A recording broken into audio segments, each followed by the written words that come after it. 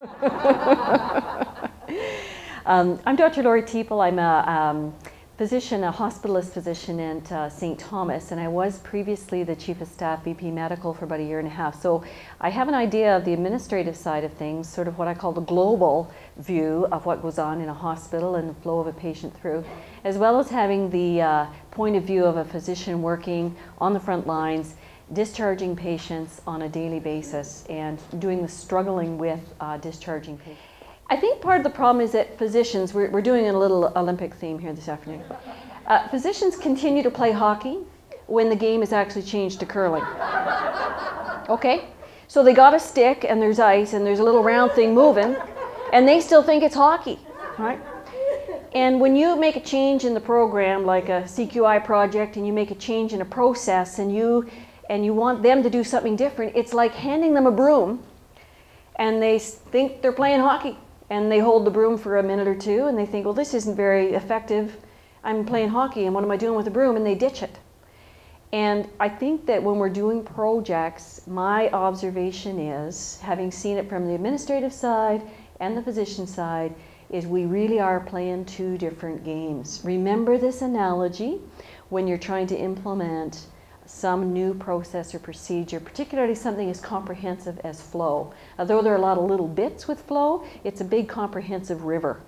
And you got to get your physicians to understand that the game has changed.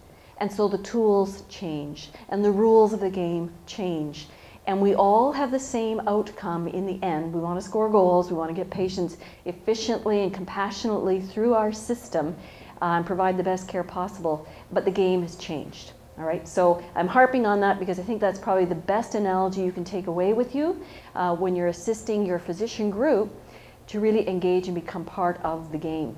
They think they're independent practitioners. Those days are gone.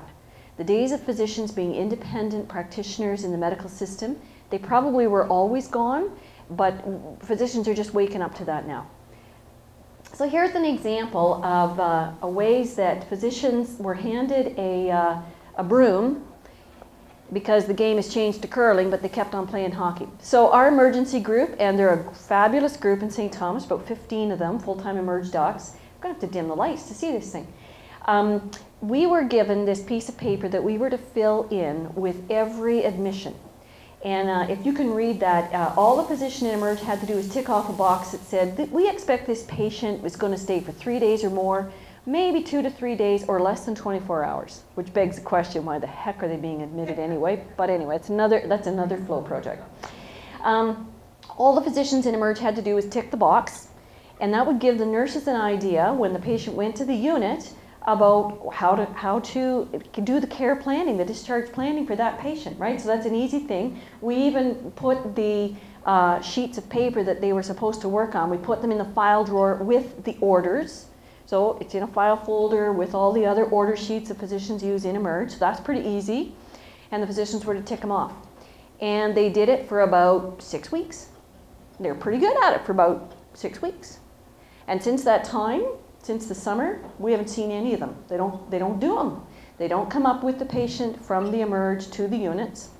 And so right from the get-go, our discharge planning already has a huge obstacle. Already there's some difficulty in making discharge plans for the patient because that begins on admission, as we all know. And if we don't have an expected date of discharge and an expected time, then we as a care team on the units are already several days behind, and you can expect to add at least a day of length of stay onto a patient admission when we haven't planned right from the get-go how long is this going to take. We prepare the family, we prepare the patient, we prepare the staff and all the consults, etc. Normally, a physician would tick off what color the patient admission should be, 3 days, 2 days, 1 day. And that color would get translated onto our bullet board, whiteboard, up on the 5th floor unit where our flow project occurred. And this is a picture of our flow board, and the big squares that you see sort of adjacent to the patient name on the left-hand side of those columns, there's a bigger square that's colored, and you can see that almost all those squares are red, meaning these are patients that are going to be there for 3 days or more. Okay? But that wasn't determined when they were admitted. That was determined within a day or two after they were admitted. So we've already lost a day or two because the emerge physicians aren't doing what Flow Project intended for them to do. What happens with our whiteboard is that the patients get a discharge status, and that's designated with a colored square. So the top one there on the left-hand side, you'll see that they're going home. They've got a yellow sticky on them, meaning they should be able to go within the next day or two. And everybody across the board, nursing, PT, OT, and the CCAC have all got green or yellow stickers, meaning, yep, good to go. And what do we see on the physician one? It's a red sticker. And let me translate what that red sticker actually means. It means the physician has no frickin' clue. Okay? Oh, I swore, and this is on the internet.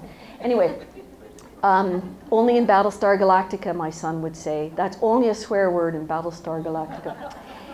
So the MD portion of this board is unfortunately, has really not the context and the depth of meaning that all the other squares do. You want to know why?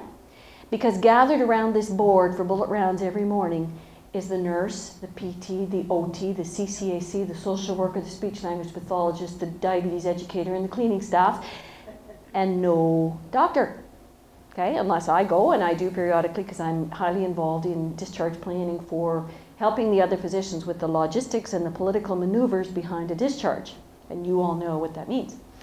So we're missing a couple of major pieces that are essential to flowing patients compassionately and effectively and efficiently through our systems, providing them with the kind of medical care they need. And I really warn you that unless the physicians learn that they're curling now and not playing hockey, you're going to come across these kinds of problems. We've had immense success with Flow. We have decreased our length of stay. We had huge gains in terms of our ALC problems over the fall until CCAC was no longer able to provide the support that they hitherto had been able to provide. And we hope to get back to that again. And I think that getting our physicians on board and advocating and working together will advance this mandate in a big way. Yeah. So how can you get your docs to facilitate your flow? And one of the things I would say is this: make it really clear to your docs that you're not expecting them to be the social worker and the discharge planner and the MPP and do all the things that are logistical, political, and social factors. Those issues do belong to other professionals who are highly skilled in doing these things. Let your docs do medically clear. Let your docs do medically stable. If you have a joint relationship with your docs that are, this is patients that are already admitted on the units, if they're medically stable, that's the doc's job, and somebody else needs to take it from there. Somebody else needs to be, quote, the bad guy, unquote, with the family and the patient to move them on. This could be an emerge as well, because lots of times patients are medically stable, medically clear. And why did they get admitted? For social, political, and logistical factors. That job needs to be embedded in another person, because the physicians, they don't have time to do it, they're not expert at doing it, and they want to be the good guy, right? Secondly, we have to understand that the ER sets the stage for planning and expectations with respect to discharge. I've already talked about that. And finally, one of the ways of helping your docs understand their behavior is have them look at the expected length of stay for the kind of patient they've admitted versus their actual length of stay under their care. This is for your emerge docs as well as for your family docs or your hospitalists who admit patients. So if I got a printout at the end of every month that said, Lori, you looked after 6 people with pneumonia, the expected length of stay for these folks is 4 days, and your average length of stay for these people, the actual, was 8 days. Data talks.